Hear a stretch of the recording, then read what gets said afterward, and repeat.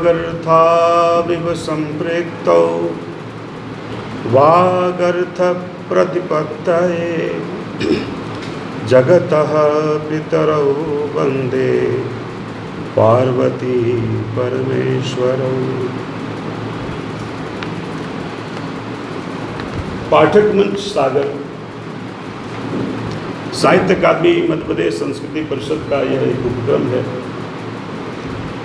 और सागर इकाई के तत्वावधान में जैसा सूचना मिली कि आज ये पहली गोष्ठी है, पहली समीक्षा गोष्ठी है।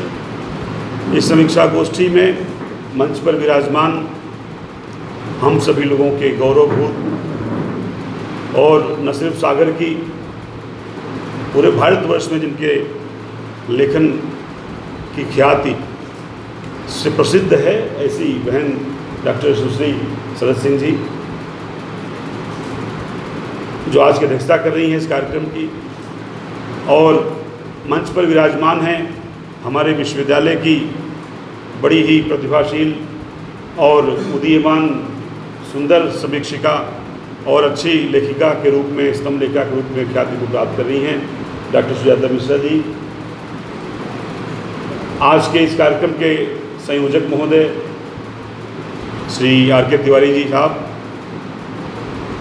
मंच के सामने और संचालन कर रही डॉक्टर अंजना जी, डॉक्टर चंचला जी मैम, मैडम सुनीला जी, आप सभी लोगों को प्रणाम करते हुए मैं प्रणाम निवेदित करना चाहूँगा। हमारे बीच में हम लोगों के प्रेरणा स्रोत हैं आदरणीय भाई साहब पंडित उमाकांत मिश्र जी, जिनकी प्रेरणा से मैं यहाँ तक पहुँचा हूँ। जब ये और पांडे सर संस्कृत के विद्वान हमारे बीच में, सबको मेरा नमन है। भाई साहब सबको नमस्कार। यह पुस्तक 12 तारीख को निश्चित रूप से आप सही फरमाए कि हमारे यहाँ पहली बार पहुँचे थे आदरणीय उमाकांत मिश्र जी, आर.के. तिवारी साहब, मुकेश तिवारी जी, और पुस्तक हाथ में पकड़ाए, बोले कि इसको 17 तारीख को, 17 मुँह से निकला था आप लोगों के, 17 तारीख को इसकी समीक्षा करनी है। और आपसे बताऊं, सब लोग जानते हैं विश्वविद्यालय के इस समय नेक विजिट वगैरह होना है, बहुत सारे काम में हम लोग बहुत उलझे हुए हैं ज़बरदस्त ढंग से, समय नहीं था। मगर उमाकांत मिश्र जी का ये आदेश था हमारे लिए, तो उसमें से समय मुझे निकालना हमारी नैतिक जिम्मेदारी थी। तो मैं इस पुस्तक को कुछ पढ़ सका, समझ सका। चूँकि यह पुस्तक श्रीमद् भगवद गीता पर केंद्रित है, तो हमें थोड़ा और अच्छा लगा कि हमें और रुचि आई, पढ़ना चाहिए। चूँकि यह पुस्तक नयन कोली जी द्वारा रचित थी और श्रीमद् भगवद गीता पर लिखित थी और उमाकांत जी के द्वारा हमारे हाथ में थमाई गई थी, तो इसे तो पढ़ना ही था और मैं पढ़ा, मुझे अच्छा लगा। जैसा नयन कोहली जी के बारे में आपने बताया है आर.के. तिवारी सर ने, कि ये हमारे भारतवर्ष के वर्तमान समय के लगभग सबसे प्रसिद्ध लेखकों में से इनकी गणना होती है, और गणना वो जायज़ है उनका होना, क्योंकि नयन कोहली साहब सिर्फ लेखन नहीं करते हैं। नयन कोहली जी ने एक विधा, एक नई परंपरा की शुरुआत की है, एक नए युग के प्रणेता के रूप में माने जाते हैं।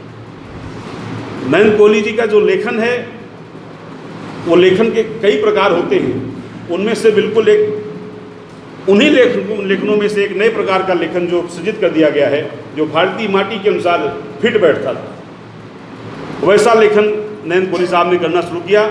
और वह लेखन था हमारे भारतीय संस्कृति के जो भी पुराने ग्रंथ हैं, जितने प्राचीन ग्रंथ हैं, उन प्राचीन ग्रंथों की पुनर्व्याख्या करने का, उन प्राचीन ग्रंथों की पुनर्व्याख्या बहुत सरल ढंग से करने का। और इसको करने के लिए उनका व्यक्तित्व इसलिए बना था कि निश्चित रूप से वो फर्श से अर्श तक उठे हुए व्यक्ति थे। नयन कोहली जी के बारे में जानकारी हिंदी के विद्वान लोग बैठे हुए हैं। नयन कोहली जी के पिताजी फुटपाथ पर फल बेचते थे जमशेदपुर टाटा में, और ये इनका सियालकोट की इनकी पैदाइश है, वर्तमान पाकिस्तान में इनका स्थान है। और जब बंटवारा हुआ तो फिर कुछ काम किए वो, मगर फिर आकर के जमशेदपुर में फल की दुकान लगाते थे और धीरे धीरे वो पढ़ते गए और अपने आप को गढ़ते गए। और उस पढ़ने गढ़ने क्रम में उन्होंने अपने जीवन में उन सोपानों को छुआ जो सोपान किसी महान व्यक्ति के बनने के लिए जरूरी हुआ करते हैं। और नरेंद्र कोहली साहब ने उसको अपने इस भारतीय संस्कृति के इस पूरे के पूरे बसावट को अपने साहित्य में उन्होंने उकेरा है।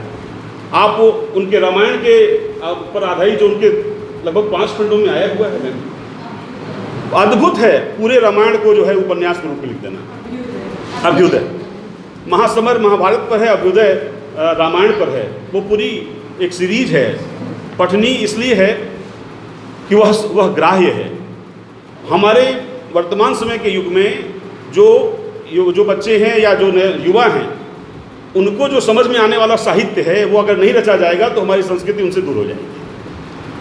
हमारा जो वेद था, कभी जमाना ऐसा था कि वेदों की ऋचाएँ लिखी गई, और वेदों की ऋचाएँ जब लिखी गई तो वेदों की ऋचाओं को समझना भी बड़ा दुरूह कार्य हो गया था। तो बाद में ऐसे ही नरेंद्र कोहली जैसे और आप जैसे लोगों ने, जो साहित्य के जिंदा लोग थे कहा जाए इस रूप में कि हमको जगाना है समाज को, तो उस समय के लोगों ने पुराण का लेखन शुरू किया।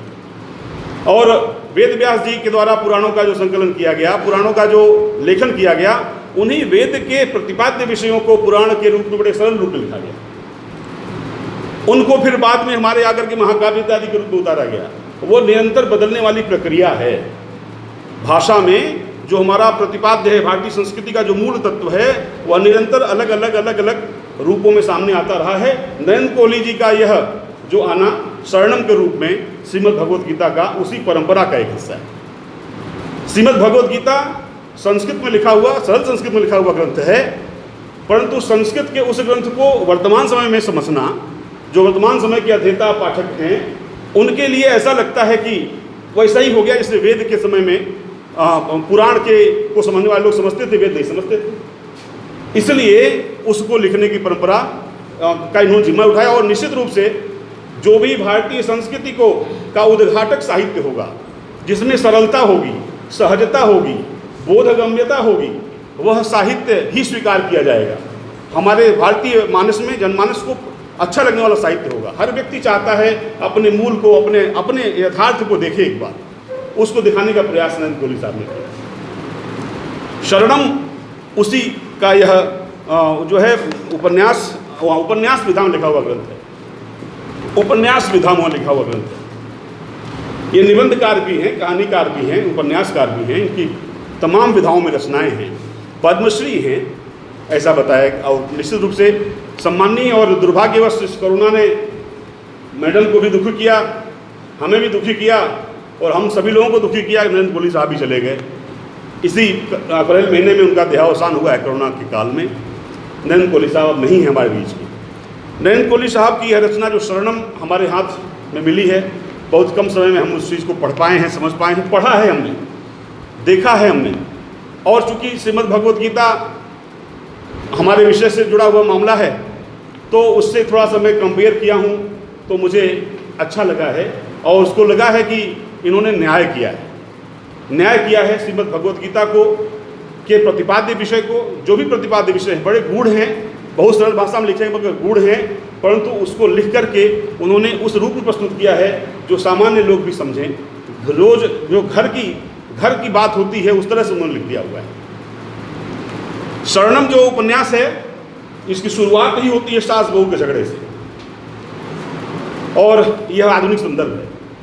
मैं मानता हूँ नरेंद्र कोहली साहब और नरेंद्र कोहली साहब का यह जो कार्य है, वह जो हमारे मिथकीय चरित्र हैं, मिथकीय पात्र हैं, उनके आधुनिक व्याख्याकार हैं नरेंद्र कोहली जी। जो हमारे मिथकीय पात्र हैं, मिथकीय साहित्य हैं, उनके आधुनिक व्याख्या करने का बहुत सुंदर कार्य किया नरेंद्र कोहली जी। सास बहू का झगड़ा आजकल का एक सामान है, क्योंकि हमारा जो आधुनिक संदर्भ देखा जाए वो संदर्भ है, और वो लोकप्रिय तभी होगा, वह तभी देखा जाएगा, स्वीकार किया जाएगा जब हमारे वर्तमान समय के संदर्भों से जुड़ा होगा सही।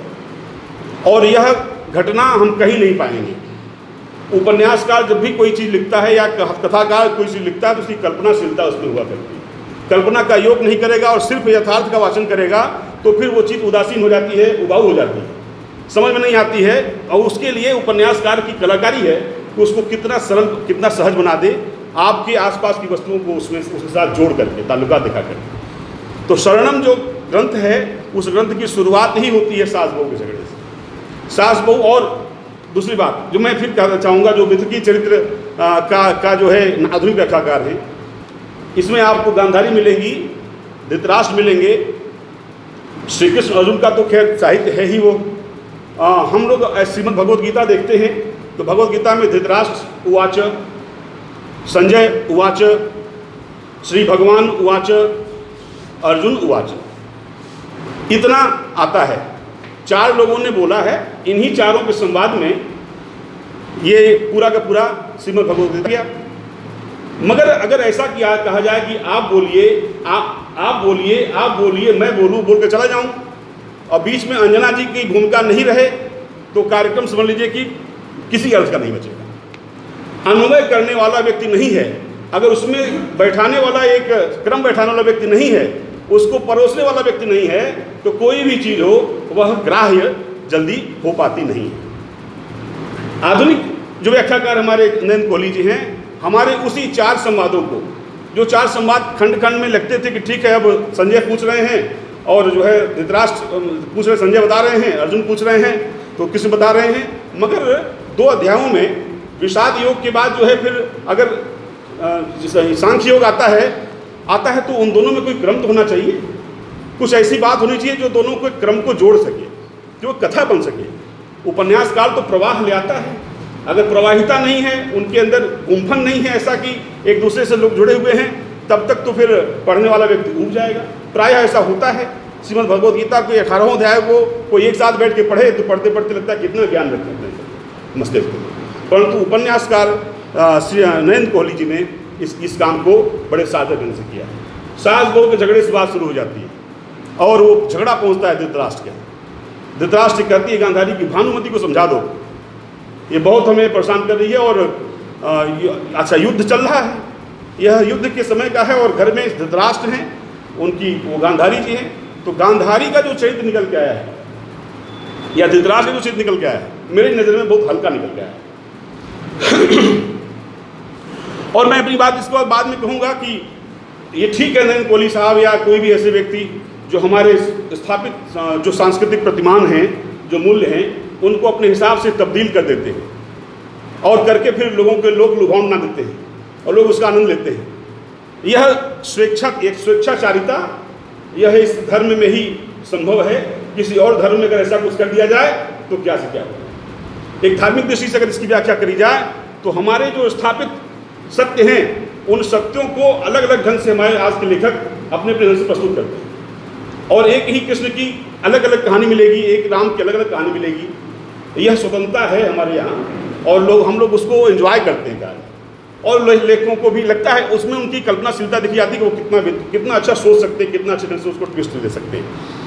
यहाँ झगड़ा शुरू होता है और फिर वो बात आती है, और धृतराष्ट्र बहुत उपेक्षित भाव से गांधारी को देखता है। गांधारी का जो दृश्य हम लोगों के मानस में अंकित है, एक समझदार स्त्री का अंकित है कि उसने जब वो धृतराष्ट्र नहीं देख सकते थे तो उसने अपने आप की पट्टी बांध दिया, एक बड़ा त्याग किया था। मगर इसमें यह जो नोक झोंक दिखाई जाएगी, वह दिखाया जाएगा कि धृतराष्ट्र ऊब चुका है। गांधारी के आने से ही वो उसको गुस्सा आती है, और वो नहीं चाहता है गांधारी उसके आसपास आए, और यहाँ तक कि धृतराष्ट्र को मांस भक्षण करता हुआ भी दिखाया गया है इसमें, कि वो व्यसनी था, शराबी था, और मांस खाता था। धृतराष्ट्र संजय को दिखाया गया है कि वो बहुत जो है कंदमूल फल इत्यादि खाते थे। तो कहने का अर्थ यह है कि इस व्याख्या से, इस क्रम से बात शुरू होती है, और धीरे धीरे इसमें आपको एक जगह और मिलेगा कि कुंती भी हैं। ये जो बात कही जाएगी पूरे उपन्यास में, यह उपन्यास लगभग 4 जगहों पर बैठे हुए लोगों में वार्ता को बताती है। 4 लोग ऐसे हो जाएंगे। एक तो अर्जुन कृष्ण के बीच की बातचीत चल रही है, ये संवाद जो इसमें आता है, अर्जुन कृष्ण के बीच में संवाद चल रहा है। एक संवाद, वही संवाद जो है संजय धृतराष्ट्र को बता रहा है, और तीसरा एक जगह और है जहाँ पर ये कुंती, विदुर और पारंसवी बैठे हुए, उनकी पत्नी, वो लोग बात कर रही हैं आपस में, और इन सब चीज़ों को जोड़ यह सब कुछ नए ढंग से जोड़ा गया है। यह किसी महाभारत में भी, कहीं भी किसी साहित्य में नहीं मिलता है। नरेंद्र कोहली जी की अपनी कल्पना है कि ऐसा होता है समाज में, कि कुछ बातें अगर हो रही, बहुत बड़ा युद्ध हो रहा है, उस युद्ध की चर्चा सबके दृष्टि में होगी कि क्या हो रहा है, उसको जानना है। तो संजय तो वहाँ के मुख्य सूत्र लेकर के आते हैं, मगर उस संजय से उसके अभिप्राय को क्या क्या निकाला जा सकता है वर्तमान समय में, वो भी यहाँ दिखाने का प्रयास किया गया हुआ है। तो यह बात शुरू होती है और फिर धृतराष्ट्र यह संजय आते हैं, संजय बताते हैं इस बात को कि युद्ध तो चल रहा है, और अर्जुन युद्ध जब 10वें दिन, उस समय तक शिखंडी के द्वारा, शिखंडी के कारण भीष्म पितामह को सरसैया पर लिटा दिया गया हुआ है, वो किसी युद्ध के लायक नहीं बचे हुए हैं। इस अवस्था से यह कहानी शुरू होती है यहाँ पर, और यहाँ पर से फिर आगे की बात इस शरणम में शुरू होती है। शरणम जो नाम है, यह शरणम बाद में आकर के आप देखेंगे कि शरणम नाम कितना उपयुक्त नाम दिया गया हुआ है इसमें। शरणम मतलब किसी के शरण में जाना। एक बात और बता दें कि यह जो शरणम है, इसके माध्यम से नरेंद्र कोहली जी ने इस पूरे के पूरे श्रीमद् भगवत गीता को सांख्य दर्शन से होते हुए, वैशेषिक दर्शन से होते हुए, योग दर्शन से होते हुए वेदांत दर्शन के रूप में जाकर के परिणत कर दिया, अद्वैत रूप में परिणत कर दिया है। अद्वैत अर्थात दो नहीं, एक के रूप में, अर्थात ब्रह्म में ही समाहित हो जाने की जो गति होती है वह अद्वैत में होती है। वो अद्वैत के रूप में इसको ग्रंथ को प्रस्तुत किया है, और अंत में जाकर के अद्वैत इस तरह से होता है कि श्री कृष्ण जो भी कुछ कर रहा होता है, यद्यपि वह युद्ध करने से मना कर देता है, और उसको युद्ध करने से मना कर देने के फिर उसको प्रेरित करते हैं श्री कृष्ण तमाम प्रकार के उसके जो उसमें चीज। और एक चीज़ और बताएं, जो श्रीमद् भगवत गीता में स्थापित अर्थ है, धर्म क्षेत्रे कुरुक्षेत्रे समयोदय विश्व आदि से शुरू होता है, तो उस श्लोक का वैसा ही अर्थ कोहली जी ने रख दिया, उसके साथ छेड़छाड़ नहीं की है। मगर दो श्लोकों के बीच में जो गैप होता है, उस गैप को एक अपने कल्पना के आधार पर भरने का प्रयास किया है कि इसके बीच में क्या क्या हो सकता है। चाय पी सकते हैं लोग, नाश्ता कर सकते हैं लोग, आपस में झगड़ा भी कर सकते हैं कुछ लोग, इस तरह की बात हो सकती है। एक जगह ऐसा आता है कि कुंती जो है वो भानुमति आती है और अपने कंगन को दिखाती है, कुंती को चमकाती है, ऐसे कंगन को दिखाती है। तो होता है कि भाई ये कहाँ से ले आई हो, तो कहीं कलिंग विजय से हमारे स्वामी ने खरीदा, इसको पाया था और हमको दिया। तो फिर उस पर ये संवाद कहीं नहीं मिलेगा, ये नरेंद्र कोहली जी में मिलेगा। यह और बातचीत होती है जो घरेलू झगड़ा होता है, जेठानी की बहू है और युद्ध हो रहा है, तो इन दोनों में कैसा भाव होना चाहिए था, उसी भाव को उपस्थित करने का प्रयास किया है नरेंद्र कोहली जी ने। कि ये कहाँ से पाई हो, कि कलिंग विजय से प्राप्त किया गया हुआ है, कि पता है कितने लोगों का रक्त बहा करके पाया गया होगा, तो वो कहे उससे क्या मतलब, युद्ध होता है तो रक्त बहता ही है। ये सारी बातें उसमें आती हैं। और उसके बाद फिर ये होता है कि ठीक है, तुम लोगों का दिन तो ऐसा आएगा जो झगड़ा होता है, अभी युद्ध हो रहा है ना, हमारे जीत के आएंगे तुमको बताएंगे, तुम लोग भीख मांगोगे, तुम लोग कहीं के नहीं बचोगे। यह जो नोकझोंक होता है, इस रूप में नरेंद्र कोहली जी ने इसको, यह गैप को भरने का प्रयास किया। जो गैप होते, कुंती के संवाद को दिया गया है, विदुर और पांचवी की बात को यहाँ पे रखा गया हुआ है। तो यह ग्रंथ अपने आप में इसलिए हो जाता है महत्वपूर्ण कि हमारे वर्तमान संदर्भों से जुड़ करके इसकी उपादेयता लगभग लगता है कि हाँ ऐसा किया जाए, तो वही सारे सिद्धांत प्रतिपादित किए गए हैं। इस ग्रंथ को पढ़ते पढ़ते, चूँकि मैं संस्कृत का डायरेक्ट अध्येता हूँ, सीधे संस्कृत से अर्थ को ग्रहण करता हूँ, तो मुझे कुछ बनावटीपन लगा है। मैं सीधे से बताऊँ, आप तो उसी लेवल की साहित्यकार यहाँ बैठी हुई हैं, तो इसलिए मैं आपसे कह सकता हूँ, नरेंद्र कोहली जी के इस उपन्यास को पढ़ते हुए मुझे लगा है कि यह कुछ जानबूझ करके एक बनाया गया हुआ एक आडंबर है। सामान्य अध्येता के लिए तो बहुत अच्छा हो सकता है, थोड़ा हमें लगा कि यह कुछ ज़्यादा ही कर दिया गया हुआ है, इतना अधिक छेड़छाड़ उचित नहीं थी। लिख करके देने का जहाँ तक है, अभी हमारा सब मामला वैसे ही है, फंसा हुआ है। इसके लिए आप लोगों को नरेंद्र कोहली जी के बारे में आपने सब बता ही दिया है, तो उसको हमें बताने की ज़्यादा आवश्यकता नहीं है। नरेंद्र कोहली जी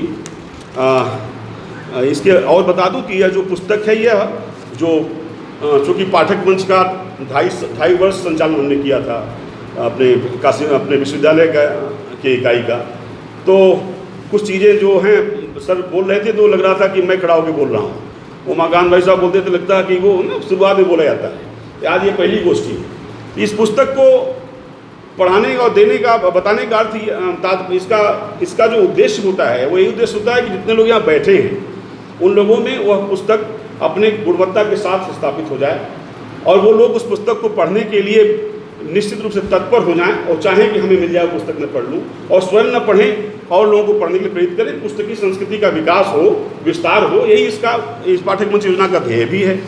तो सबको जैसा बताया तिवारी साहब ने कि एक ही पुस्तक आई है, उस पुस्तक से समीक्षक समीक्षा भी करेगा, वही पुस्तक आप भी पढ़ेंगे, उसके बाद वो पुस्तक और भी अध्येता पढ़ेंगे। तो मुश्किल है थोड़ा, यह करना चाहिए लोगों को कि कम से कम 2 पुस्तक तो भेजनी चाहिए, एक आपकी लाइब्रेरी में रहे, एक पुस्तक जो है और लोगों तक घूमती रहे, जो हम लोग करते थे प्रायः।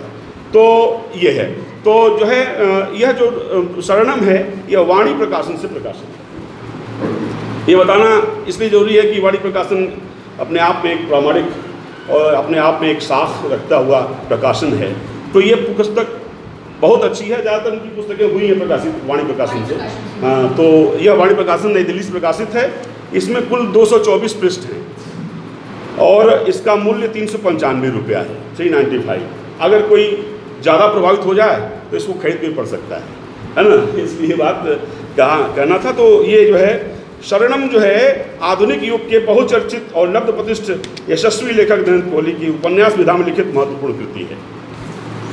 और शरणम में विश्वविश्रुत महानतम ग्रंथ श्रीमद् भगवद गीता कि प्रगूढ़ प्रतिपाद्य विषय का सहज, सरल और सुबोधगम्य भाषा में अतीव स्पृहणीय उपस्थापन किया गया हुआ है। मैं चूँकि साहित्य का विद्यार्थी हूँ, थोड़ा हमारी भाषा क्लिष्ट हो सकती है। नरेंद्र कोहली साहब ये जहमत नहीं उठाते हैं। नरेंद्र कोहली साहब की भाषा बिल्कुल सरल होती है, और इतनी सरल होती है कि बहुत कम शब्दों में ही जो है का हेर फेर करके वो पूरी बात कर ले जाते हैं। तो थोड़ा हमारा हो सकता है कि अतीव स्पृहणीय है, उपास्थापनीय है, क्या क्या हमने बोला अभी तो लग रहा होगा कि कुछ ज़्यादा ही है। तो ये हमारे अपने विधा अपने उसका है। तो जी, तो यह और भगवत गीता के बारे में हम लोग जानते हैं। भगवत गीता के बारे में एक बड़ा सुंदर श्लोक प्रचलित है कि सारे उपनिषदों को गाय बना दिया जाए, सारी उपनिषदें गाय हो जाएं और भगवान श्री कृष्ण दुग्ध निकालने वाले हो जाएं और अर्जुन दुग्ध पान करने वाले हो जाएं। तो जो उस गाय से दुग्ध निकलता है वो अमृत रूप में निकलेगा, उसका पान जो कराए वही है गीता। उपनिषद गाय हैं, दोग्धा श्री कृष्ण हैं, अर्जुन बछड़े हैं उसके, और उस दुग्ध का जो दुग्ध है वो अमृत के रूप में। यह गीता का महात्म्य है। गीता के बारे में यह चीज़ कही जाती है। गीता के जो स्थापित सिद्धांत हैं वो आप लोग जानते हैं। मैं थोड़ा सा उसकी बात कहता चलूँगा, तभी आपको वो बात समझ में आएगी। हालांकि मुझे भी सिर्फ 5 बजे पहुँचाना है अपने घर, तो मैं ये बात थोड़ा जल्दी रखना चाहूँगा, अपनी ख़त्म करना चाहूँगा। तो यह जो कर्म योग है, जो सांख्य योग है, भक्ति योग है, यह मैं समझता हूँ कि लोगों से परिचित हैं आप लोग इसे, है ना। सांख्य योग का मतलब यह है कि तत्व ज्ञान प्राप्त करके ईश्वर को प्राप्त कर लेना। ईश्वर विचार श्रीमद् भगवद गीता का प्रमुख प्रतिपाद्य भी है। और इसमें यह है कि अगर जो ईश्वर को पाना, ईश्वर में अपने आप को जो है तल्लीन कर लेना, सम्मिलित कर लेना, समाहित कर लेना ही योग का अंतिम लक्ष्य हुआ करता है। उसके 3 मार्ग बताए हैं वेद व्यास ने। वह मार्ग है सांख्य योग, कर्म योग और भक्ति योग। सांख्य योग में होता है कि आप ईश्वर के तत्व को जान लीजिए, अर्थात क्या क्या चीज़ मिलकर के इस सृष्टि का निर्माण होता है, सृष्टि कैसे बनती है, किस किस तरह से, इन सब चीज़ों को जान ले जाएंगे अगर क्षमता है, तब भी आप ईश्वर को यही मान लेंगे कि सब कुछ ईश्वर के द्वारा बनाया गया हुआ है। या अपने कर्म योग से, अर्थात अपने कर्म को करते चलिए। कर्म को करते समय यह बात जरूर ध्यान रखना है कि कर्म करने के फल में आपकी आस्था नहीं रहे और मैं करता हूँ, इस कर्तापन का भाव भी नहीं होना चाहिए। यही कर्म संन्यास कहा गया हुआ है।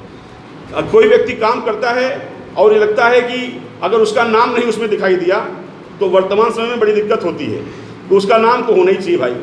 परंतु गीता इस बात को स्पष्ट देती है, जो है शिक्षा देती है कि कार्य तो हो, मगर कार्य को करने के पीछे आप खड़े हैं, इस बात को अपने आप को स्वयं को दिखाने की प्रवृत्ति नहीं होनी चाहिए।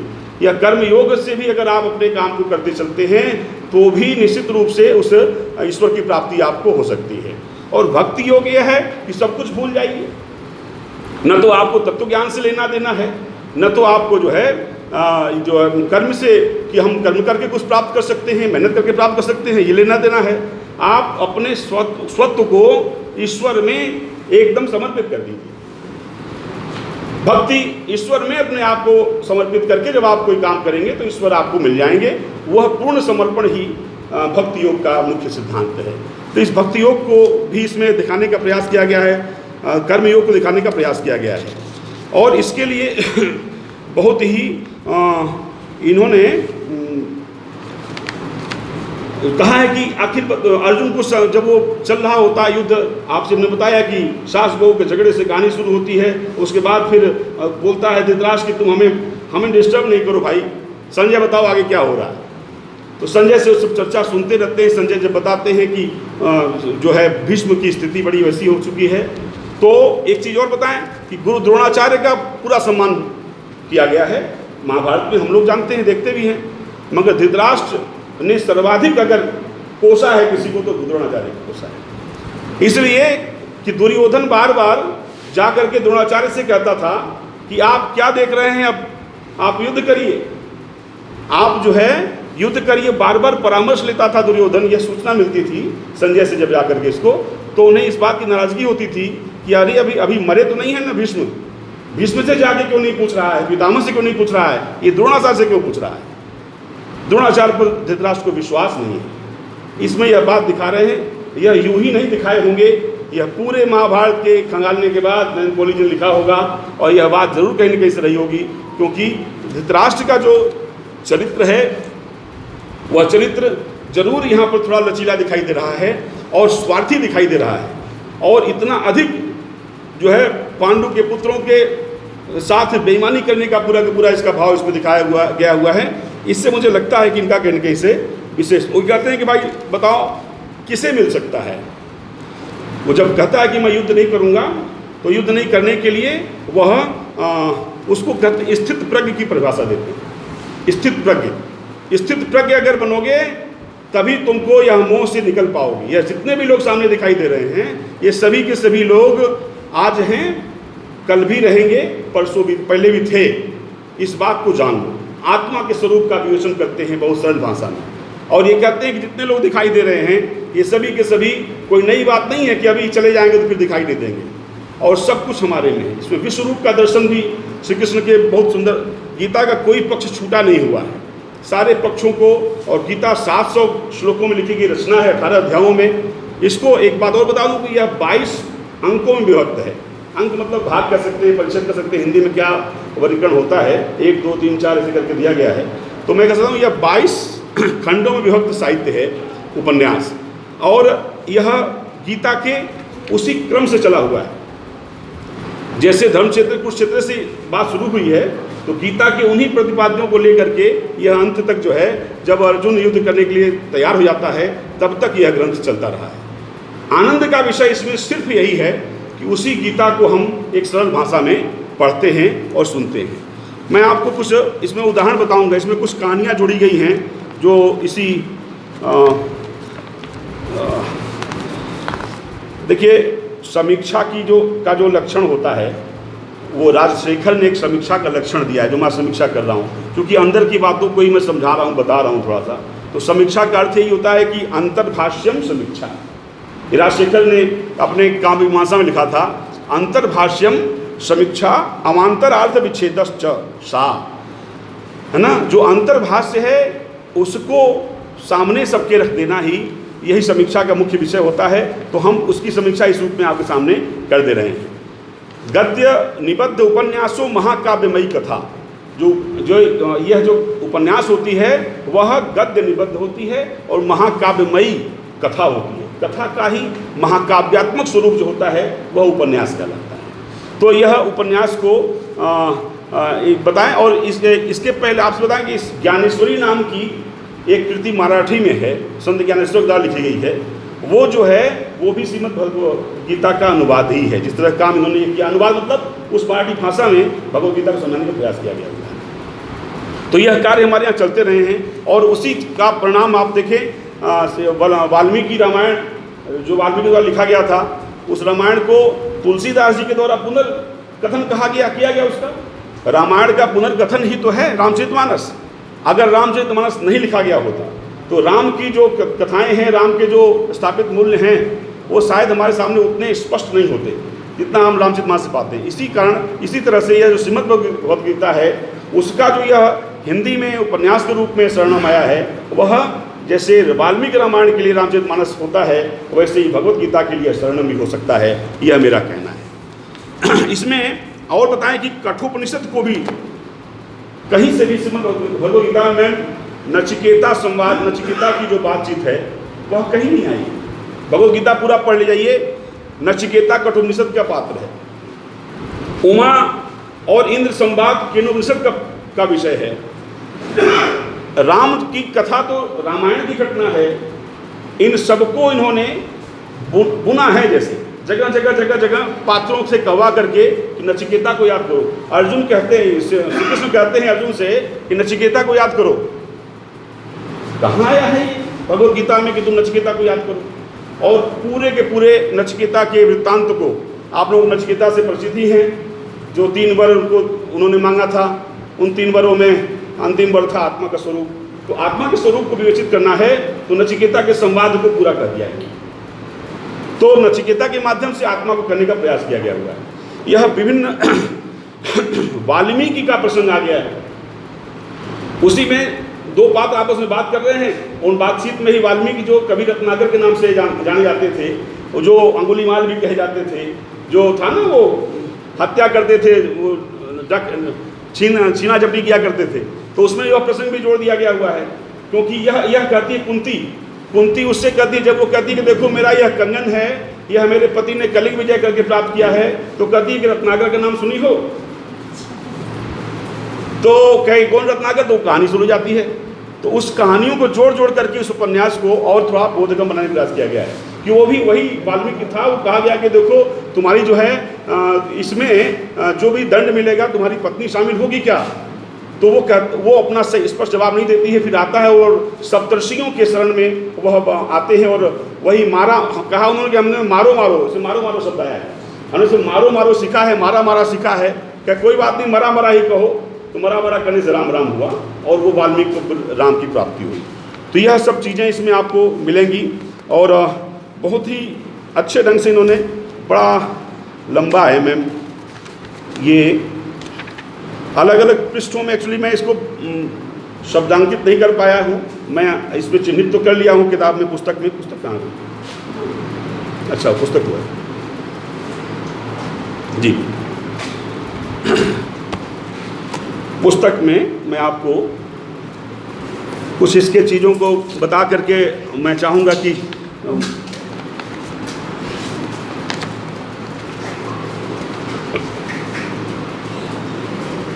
कैसे ढूंढूं। बहुत सारे फ्लिप लगे हुए हैं।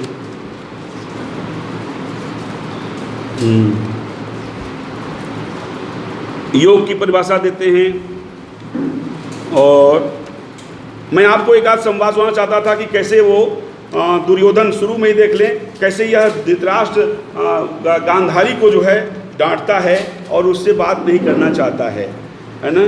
तो यहाँ पर मुश्किल है, ऐसे तो मुश्किल लगा। ये सब क्लिप लगे हैं। वहाँ कुल क्षय से कुल धर्म के नाश का भी यह पूरा वृत्तांत आया है, ये सब इसमें है। कर्म संस्कारों से धृतराष्ट्र कुंती संवाद एक आता है यहाँ पर कि महाराज मेरा प्रणाम स्वीकार करें। कुंती आती है धृतराष्ट्र से कहने, होता क्या है, धृतराष्ट्र ये बात प्रचारित कर चुके होते हैं कि वो तो बिल्कुल युद्ध करने गया था और अर्जुन तो बिल्कुल कायर निकला। मतलब पांडु के पुत्रों में पिता के जैसे गुण हैं, वो तो युद्ध करने लायक ही नहीं बचा हुआ। तो यह जैसे होता है किसी का र्यूमर फैला देना, वर्तमान समय में तो र्यूमर फैलाया जाता है। तो कुंती को यह बात खराब लगती है। वह कुंती आकर के धृतराष्ट्र से शिकायत करती है कि आप इस तरह की बात क्यों फैला रहे हैं, ऐसा नहीं करिए, है ना। तो यह बात यहाँ पर करती है कि कौन? कुंती, हाँ महाराज आपकी बेसहारा अनुज बधू ऐसे अवसादपूर्ण शब्द क्यों बोल रही हो? धृतराष्ट्र बोलते हैं कोई कष्ट हो तो बोलो, अभी मैं जीवित हूँ। महाराज आप जानते हैं कि मेरे पुत्र युद्ध के लिए कुरुक्षेत्र में वास कर रहे हैं, कौन नहीं जानता। तो फिर उसके विषय में यह अपवाद क्यों फैलाया जा रहा है कि भयभीत होकर युद्ध के बल से पलायन कर रहे हैं हमारे पुत्र? यह कुंती, यह कहीं नहीं मिलेगा। यह श्रीमद् भगवद गीता में नहीं मिलेगा कि कुंती जा रही हैं और कह रही है धृतराष्ट्र आप क्या बात कर रहे हैं। वो तो सीधे सीधे केवल अर्जुन का इनका संवाद है, मगर इसमें इस चीज़ को जोड़ा है इन्होंने, यह जोड़ जोड़ करके उसको एक सुंदर बनाया हुआ है। तो इस तरह से लंबा लंबा है। और इसमें द्रौपदी के चीरहरण का भी प्रश्न आ गया है, द्रौपदी के चीरहरण की भी बात आ गई है। जब संजय धिक्कारता है, संजय जो पत्रकार के रूप में कह लीजिए आप, चाहे जो कह लीजिए, ये भी कह सकते हैं आप, वो संजय यहाँ दिखाया गया है कि वो राजा है धृतराष्ट्र, मगर राजा से वो डरता नहीं है। सच बात जो है वो बड़े मुखर होकर कहता है संजय। और संजय बार बार कहता है कि आप लोगों ने जो द्रौपदी के साथ किया था वो क्या अच्छा किया था, द्रौपदी के साथ जो आपने किया है उसका आपको भोगना पड़ेगा फल। तो तुम क्या चाहते हो, तुम यही उम्मीद करते हो कि हमारे पुत्र हार जाएंगे? धृतराष्ट्र कहता है, कहे वो तो समय बताएगा, मगर आपने जो किया उसका फल आपको जरूर मिलेगा। यह बात प्रकारांतर से यह बार बार संजय जो है उनको कह करके समझा दिया करता है। और इसमें क्षत्रिय धर्म को बताया गया हुआ है। विदुला का एक उदाहरण जोड़ दिया गया जो कहीं नहीं मिलता, मैं खोजता रह गया, महाभारत में भी दिखता रह गया, एक विदुला का उदाहरण आ गया। कोई एक विदुला नाम की नारी का एक वृत्तांत जोड़ दिया गया। एक विदुला थी, क्षत्राणी थी, उसका पुत्र जो है युद्ध में गया था और युद्ध से भगाया था। अब इसको यह पुष्ट करने के लिए है, युधिष्ठिर से कह देना। कुंती कहती है, जानते हो, जब बात करता है अर्जुन कृष्ण से, तो कृष्ण कहते हैं, अर्जुन जानते हो बुआ ने हमसे एक बात और कहा था, तुम जो ये सब कर रहे हो ठीक नहीं कर रहे हो। बुआ ने हमको समझाया था कि युधिष्ठिर को समझा दो कि ज़्यादा धर्म का नाम लेकर के मत लड़ता रहे, युद्ध में जाकर के हर चीज़ वो जो करेगा वो जायज़ है, वो युधिष्ठिर से कहो कि सुधर जाए। इस तरह की बात वो करते हैं। तो उसमें आता है कि हमारी बुआ ने एक विदुला का उदाहरण दिया था। विदुला की कहानी, ये कल्पित कहानी होगी नंद कोहली जी की, कहीं नहीं मिलती है, तो इसमें दिया गया है। विदुला कहती है कि उसका बेटा आ जाता है युद्ध से भाग करके, तो कहती है कि ऐसा है बेटा कि तुम चले जाओ और विषधर सर्प जो है उसके दांत को निकाल के ले आओ और काटता है तो मर जाओ तुम उधर। तो बोलता है कि माँ तुम हमारी माँ हो और हमको विषधर सांप को मारने के लिए भेज रही हो। आप लोग ऊब तो नहीं रहे, मैं माफ़ी चाहूँगा, मैं इसको जल्दी से खत्म करना चाहूँगा। जी नहीं इसको मैं ख़त्म करना चाहूँगा, क्योंकि अभी हमारे बड़े श्रेष्ठ वक्ता लोग बचे हुए हैं, तो मैं इसको जल्दी से ख़त्म करता हूँ। तो विदुला का उदाहरण देता है और कहती कि तुम जाओ और सर्प का दांत तोड़ो। तो कहता है कि काट लेगा तो मैं मर जाऊँगा, कि तुम मर जाओ, तुम्हारे ऐसे पुत्र मर ही जाएँ तो अच्छे। तो क्षत्रिय धर्म को पक्का पालन करो तुम अर्जुन, ये तुम्हारा धर्म है। अगर तुम्हें स्वधर्म का पाठ का भी बहुत सुंदर उदाहरण दिया गया कि स्वधर्म और वर्ण की भी व्यवस्था बताई गई है कि कर्म के अनुसार जो है वर्ण का निर्धारण किया गया है, यह स्पष्ट किया गया है, बताया गया है। और बहुत क्लियर नरेंद्र कोहली साहब ने कहा है कि अगर शूद्र बढ़िया काम करता है तो वह ब्राह्मण जैसा कहा जाएगा, और ब्राह्मण अगर खराब काम करता है तो वह शूद्र कहलाएंगे योग होगा। यह बात भी इन्होंने स्थापित करने का प्रयास किया। वो सारे मूल्य वही हैं जो हमारे द्वारा पहले हमारे ग्रंथों में स्थापित किए गए हैं, मगर नरेंद्र कोहली जी ने उसको नब्ज पकड़ करके वर्तमान समय के लोग क्या क्या सुनना पसंद करते हैं, उनके घरों में कौन कौन सी चीज़ें चलती है, सास बहू का झगड़ा चलता है और जेठानी देवरानी का झगड़ा चलता है, किसी के दो भाई के बच्चे युद्ध कर रहे हैं तो घर में भी युद्ध चल रहा होगा। इस तरह की चीज़ों का निर्माण करके यहाँ जो है नरेंद्र कोहली जी ने शरणम नामक ग्रंथ को किया है। और यह अंत में मैं इस बात को कहना चाहूँगा कि जो अंतिम जो 22वां अंक है इसका, वह 22वां जो अंक कह दें, भाग कह दें, वह इस ग्रंथ के इस बात को होने का जो सिद्ध करता है कि शरणम नाम बिल्कुल उपयुक्त नाम है। और वहाँ पर जब वो सारी बातें समझ जाता है, मैम आप लोग चाय पी लीजिए ना, तो जो है जब वो समझ लेता है तब उसे ये लगता है, जब विश्व रूप का दर्शन कर लेता है, विकट उनके विशाल रूप का विराट रूप का दर्शन कर लेता है श्री कृष्ण के, तब जाकर के उसे लगता है कि ये सब कुछ जो हो रहा है, जो भी हो रहा है, यह तो सब श्री कृष्ण ही कर रहे हैं। और वह फिर वो जब तैयार होता है तो ऐसा लगता है कि बाण मैं नहीं चला रहा हूँ, श्री कृष्ण चला रहे हैं। और ये बाण भी जो है वो और कोई नहीं है, श्री कृष्ण ही है। जो सामने लोग बैठे हुए हैं वो भी और कोई नहीं है, श्री कृष्ण ही है।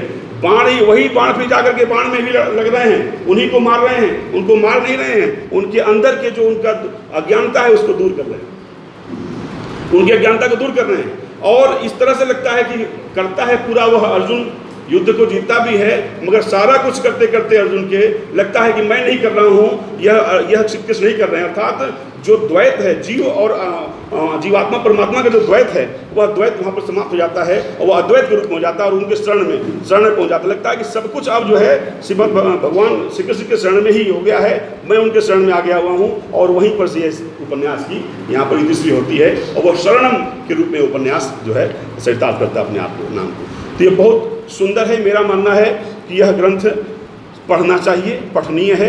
जो लोग श्रीमद् भगवद गीता के संस्कृत के कारण या उसके थोड़ा संवाद ऐसे अलग अलग संवाद होने के कारण नहीं जोड़ पाते हैं एक दूसरे से कथानकों को, अलग अलग जो अध्याय हैं उनके सब अलग अलग अध्याय अपने अपने अर्थ में बिखरे हुए हैं, उनको अन्वित करके और सुंदर भाषा में, सरल भाषा में देने का प्रयास किया है तो नरेंद्र कोहली साहब ने किया है। नरेंद्र कोहली साहब का यह शरणोपन्यास निश्चित रूप से हमारे भारतीय संस्कृति के भी में जो भी आस्थावान लोग हैं, जो भारतीय संस्कृति के प्रेमी लोग हैं, उन्हें इसको पढ़ना चाहिए। मैं इतनी बात को कहते हुए अपनी वाणी विराम देता हूँ। आप लोगों ने मुझे आधा घंटा सहा, इसके लिए मैं बहुत शुक्रगुजार हूँ, कृतज्ञ हूँ। बहुत बहुत धन्यवाद।